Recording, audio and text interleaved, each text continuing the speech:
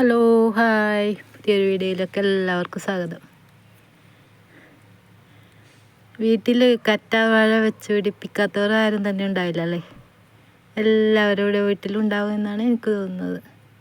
പ്രത്യേകിച്ച് മുടിയുടെ സംരക്ഷണമൊക്കെ നോക്കുന്നവർക്ക് അത്യാവശ്യമാണ് ഈ കറ്റാർവാഴ.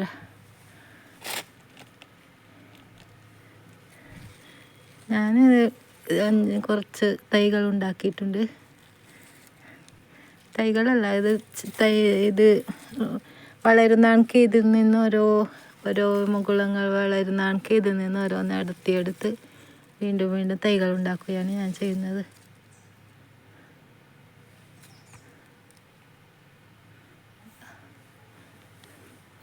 ഈ കവറിലെല്ലാം നട്ടിട്ടുണ്ട്. പുതിയതായിട്ട് ഓരോ മുകുളങ്ങൾ ഇങ്ങനെ നട്ടിട്ടുണ്ട്. ഇതെല്ലാം ഓരോ ചെടിയായി എടുത്തിട്ട്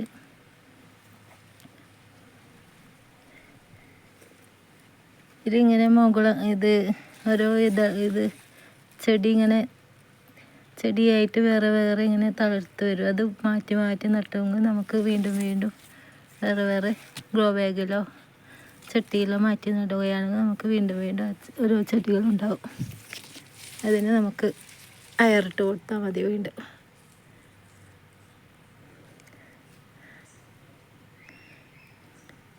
കറ്റാർവാഴ നമുക്ക് ഈ മുടിയുടെ അഴകിനും പിന്നെ വയറിലുണ്ടാകുന്ന പ്രശ്നങ്ങൾക്കെല്ലാം രാവിലെ വെറുവയറ്റിൽ ഈ കറ്റാർവാഴ വെള്ളത്തിലിട്ട് കഴിക്കുന്നത് വളരെ ഉത്തമമാണ്. വയറ്റിലുണ്ടാകുന്ന ക്യാൻസറിനെ പോലും പ്രതിരോധിക്കുമെന്നാണ് പറയുന്നത് ഈ കറ്റാർവാഴ കഴിച്ചാൽ. അപ്പോൾ നമ്മുടെ വീട്ടിൽ ചിലർക്ക് ഇത് പിടിച്ച് കിട്ടുന്നില്ലായിരിക്കും. പക്ഷേ ഇതിൻ്റെ കൃഷി നമ്മൾ കുറച്ച് കാര്യങ്ങൾ ശ്രദ്ധിച്ചാൽ വളരെ എളുപ്പമാണ്. ഈ മണ്ണ് ഇങ്ങനെ ഇതിൻ്റെ ഈ തണ്ടിന് മണ്ണ് മുട്ടിയാൽ അതിന് വേരോടെ ചീഞ്ഞു പോകാൻ സാധ്യതയുണ്ട്.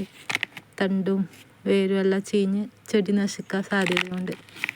എപ്പോഴും മണ്ണ് ഈ തണ്ടിന് മുട്ടിക്കൂടാ മണ്ണ്. പിന്നെ ചകിരിച്ചോറ്, ചാണകപ്പൊടി, മണ്ണ്, കമ്പോസ്റ്റ് പൊടി എല്ലാം ഗ്രോ ബാഗ് നിറച്ച് ചെറിയ മുകുളങ്ങൾ നട്ടു കൊടുക്കണം. അപ്പോൾ ഇങ്ങനെ വളരെ ഇങ്ങനെ പുഷ്ടിപ്പെട്ട് ഇങ്ങനെ വളർന്ന് നിൽക്കും ഈ കറ്റാർവാഴ.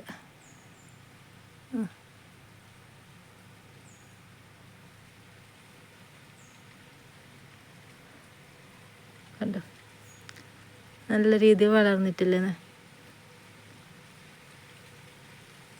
ഒരു ചെടിയെങ്കിലും വീട്ടിൽ എവിടെ നിന്നെങ്കിലും ഒരു ചെടി കൊണ്ടുവന്ന് വളർത്തിയെങ്കിൽ അതിന് നല്ല നല്ല ചെടികളായി വീണ്ടും വീണ്ടും തളിർത്ത് അതിൻ്റെ ഇതളുകൾ തൈകൾ വന്ന് വീണ്ടും വീണ്ടും ഉണ്ടാകുന്നതാണ്. അത് മാറ്റി മാറ്റി നട്ടാൽ നമുക്ക് വളരെയധികം ചെടികളും കറ്റാർവാഴ നിറയെ ഉണ്ടാവും.